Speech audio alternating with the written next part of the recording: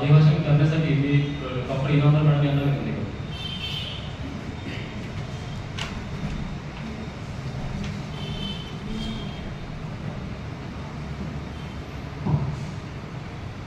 आजच्या कार्यक्रमाच्या संयोजिका doctor शिकारे madam, माझे सर्व प्राध्यापक सहकारी आणि विद्यार्थी मित्रमैत्रिणी, आज लोकमान्य बाळ गंगाधर टिळक आणि अण्णाभाऊ साठे या दोघांच्या स्मरणार्थ आपण इथे सगळे एकत्र जमलेलो आहोत.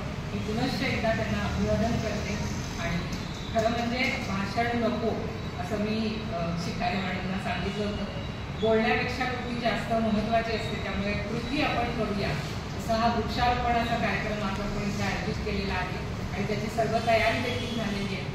दोनच गोष्टी फक्त मला ज्या नेहमी आढळतात, या दोघांमधलं जे साम्य आहे ते इथे मला नमूद करावंसं वाटतं की अण्णाभाऊ साठे लिखित जे वाङ्मय आहे त्याचा अभ्यास माझा मराठी पण विषय होता BA ला, त्यामुळे त्यांचं वाङ्मय आम्हाला अभ्यासायला होतं.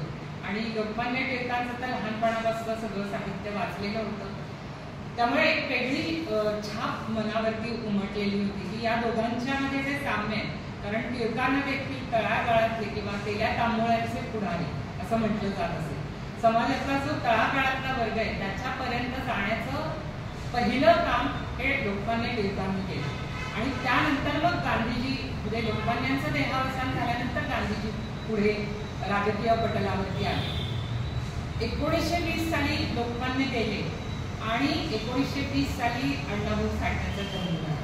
कदाचित आपलं राहिलेलं अर्ध काम पूर्ण करण्यासाठीच त्यांनी अण्णाभाऊ साठेंच्या रूपाने जन्म घेतला तर काय, असं कधी कधी भावनेपोटी मला वाटतं. कारण अण्णाभाऊ साठ्यांनी सुद्धा फक्त 1.5 दिवस शाळेत गेले, आपल्या सगळ्यांना माहिती आहे. त्यानंतर त्यांनी शाळेचं कोणतंही बघितलं नाही. आणि मात्र पूर्ण आयुष्य त्यांनी श्रमिकांच्या लढ्यामध्ये की त्यांना न्याय मिळावा यासाठी घालवलं. मग त्यांचं साहित्य असेल की वारणेचा वाघ असेल, फकीरा कादंबरी असेल, किंवा माझी मैना गावाकडे राहिली, माझ्या जीवाची होती काहिली, अशा शब्दात. म्हणजे कसं आहे, सर्वसामान्यांना तुम्ही असं खूप छान संस्कृत प्रचूर किंवा उपदेश करायला लागला तर तो लोकांना आवडत नाही. कारण श्रमिक हे श्रम करत असतात आणि दमल्या भागलेल्या जीवाला 2 घटका मनोरंजनाची गरज असते. आणि मग मनोरंजनाचं उद्बोधन कसं करता येईल यावरती अण्णाभाऊंनी भर दिला. आणि त्यामुळे त्यांचं कार्य हे तळागाळापर्यंत पोहोचलं आणि तेही श्रमिकांचे पुढारी म्हणून ओळखले जाऊ लागले.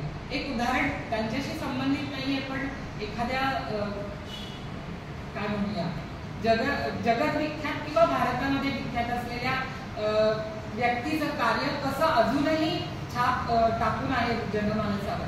एक उदाहरण मध्ये मी TV वरती एक बातमी पाहिली होती, तुम्ही कदाचित पाहिली असेल, की नारायण सुर्वे जे कवी आहे, ज्यांची मी कामगार आहे, तळपती तलवार आहे, अशा अनेक सुंदर सुंदर कविता आहेत.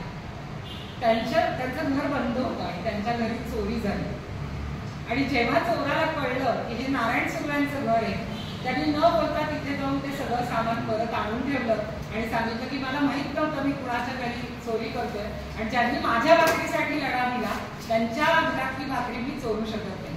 म्हणजे कल्पना करा की चोरासारख्या जो काय म्हणूया त्याचा व्यवसायच आहे चोरी करणं पोट भरण्यासाठी, त्याच्या मनावरती सुद्धा त्यांच्या कार्याचा परिणाम झाला. इतकी या लोकांच्या कार्याची महत्त्व आहे. हे उदाहरण मी याच्यासाठी दिलं की आपल्याला कळावं की आपण खूप चांगल्या परिस्थितीमध्ये जीवन जगत असतो.